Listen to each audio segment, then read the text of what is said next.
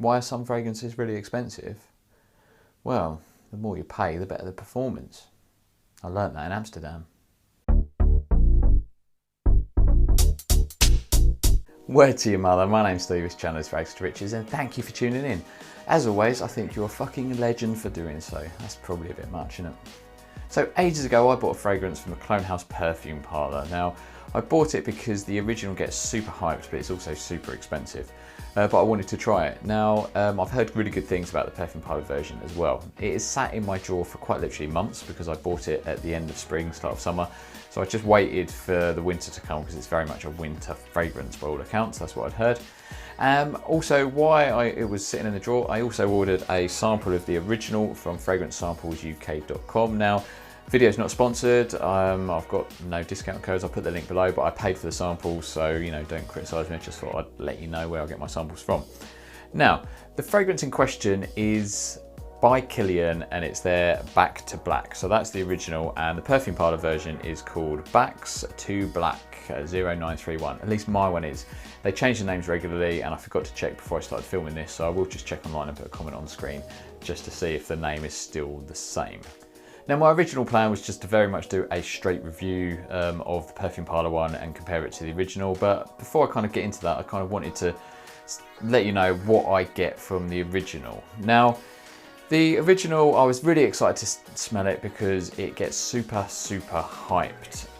It just gets crazy amount of hyped, and I've got to say, when I first smelt it, I was totally underwhelmed, and to be honest, I wouldn't say disappointed. Well, I probably was, just because it gets so much ridiculous hype, and it's not a bad fragrance at all. It's very well blended and it's very smooth. But yeah, I just was a bit disappointed. I think the reason I was disappointed is my wife actually had very much the same reaction as me. Before I started filming this, I just kind of, I've got some on my arm, I went and kind of asked her what she thought to it, and she kind of smelt it and went, it's very talky.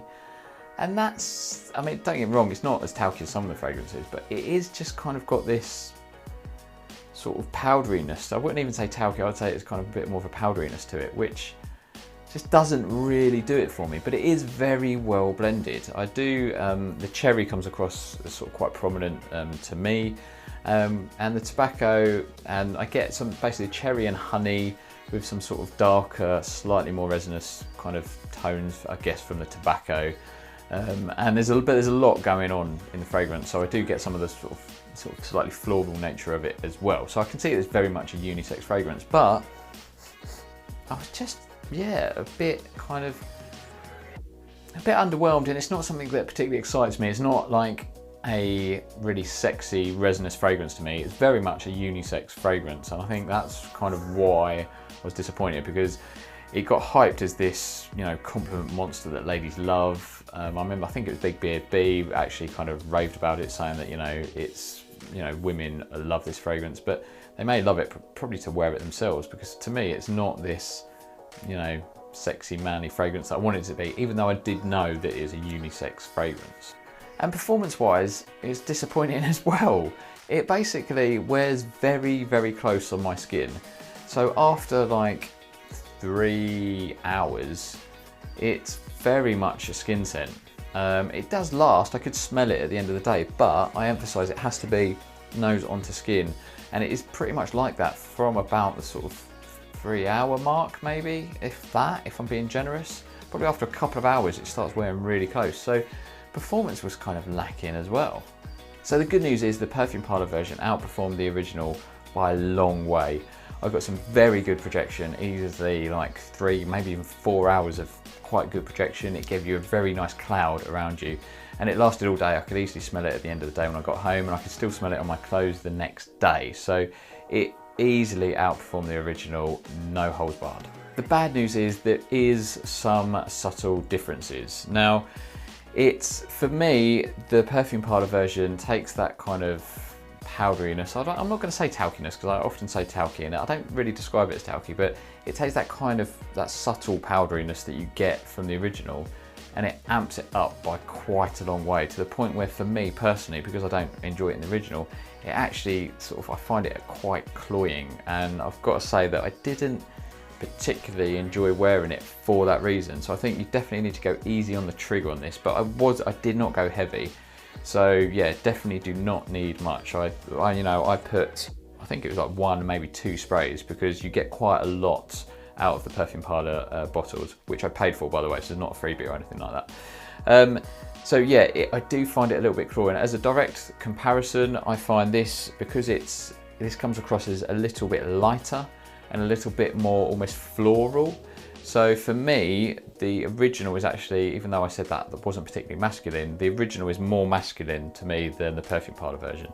The Perfume Parlour version hasn't got that cherry, well, it has got cherry, but it's a lot more toned down. In the original, I get quite a strong cherry in the opening, and then as it sort of slowly starts to settle down, the cherry kind of blends in with some of the sort of darker, slightly, more sort of resinous type notes, such as the tobacco, etc. This one, the cherry is very subtle and it kind of blends in, and this one comes across as a bit lighter and almost a bit more sort of floral with it. So I think this is almost more feminine than the original for me. So would I recommend the Perfume Parlour version? Well, depends on your attitude towards the original. Obviously for me, I don't particularly enjoy the original, so the Perfume Parlour version, which doesn't smell as good as the original, is a no-go for me. However, if you do like the original, then the Perfume Parlour one for a fraction of the price is definitely worth a go, because it is kind of close enough and it's certainly similar to it, and you'll get much better performance. So in that ways, it's obviously clearly not as well blended. It does smell a lot more synthetic, and it is, like I say, more kind of powdery and kind of more feminine. But it certainly has, some similarities to the original. So I think if you like the original, you'll enjoy the Perfume Parlour. I would say it's about 75% similar. But the thing is, it's that 25% that makes a difference. I mean, my penis is 75% of 8 inches, but it's the 25% that my wife is missing. Do you know what I mean? I mean, I wish my penis was 6 inches long. So there you go, that's my opinion on By Killian's Back to Black. It just doesn't agree with me, to be honest. It doesn't work very well in my skin chemistry. It comes across as quite feminine, and the performance is shocking. Now, I'm sorry if you disagree with that, and if it works well on your skin, then I'm pleased for you. Remember, I'm not standing here saying I'm right and you're wrong, because it's just a subjective opinion. That's all I'm doing, is sharing mine. So, there's plenty of other fragrances that we all agree on and we all disagree on. So don't hate me for not enjoying one of your favorites. The Perfume Parlour version is close enough that I think if you enjoy the original, you'll like the Perfume Parlour version. It's by no means perfect. It comes across, obviously it smells cheaper and more synthetic, and the sort of powderiness is amped and it's a bit more feminine. But I think if you like the original, then you'll certainly probably like the Perfume Parlour version at like 1/10 of the price, and you'll certainly like the performance, that's for sure. So thank you for watching. I do really appreciate it. Let me know what you think to By Killian's Back to Black. Am I the only one that kind of doesn't really get the hype? Let me know if you're the same. Were you disappointed when you smelt it? And also, what else from Perfume Parlour do you think is kind of good? I'm still sort of trying to pick out the good ones from the bad ones. I do love, as I've said before, I think their version of Armani's Armani Code Profumo is really good. I also really like their Noir Extreme, their version of Tom Ford. I really enjoy those. There's a Perfume Parlour affiliate link down below. If you click on that, you won't get charged any more money, but basically a percentage of what you spend, it gets put into like a little kind of affiliate account for me, and when it gets to a certain amount, they kind of pay me some money. Now, if you think that skews my views, you've clearly not watched a lot of my Perfume Parlour reviews, because I've definitely not sung their praises, that's for sure. So yeah, some are great, some are not. So let me know which ones you really enjoy. Thanks again for watching. I do really appreciate it, as always, and I will see you for the next one. Take care, much love. Oh, hi guys! If you enjoyed this video and you like hearing what I've got to say, but you don't really like looking at my face, then perhaps you might like to consider listening to a brand new podcast called The Scent Geeks. It features me, Steve, and another man called Chris from the channel FRAG30. We get together once a week and we talk about all things fragrances. Fragrances we've worn, fragrance news, what's been going on YouTube, and all that sort of jazz. It's basically two blokes just having a chat and kind of bantering each other, to be honest. So it's quite a good listen, but I'm biased. It comes out every Monday and you can find it in your usual places, Spotify, iTunes, Spreaker, and all of those kind of places. So yeah, look out for it every Monday. Take care.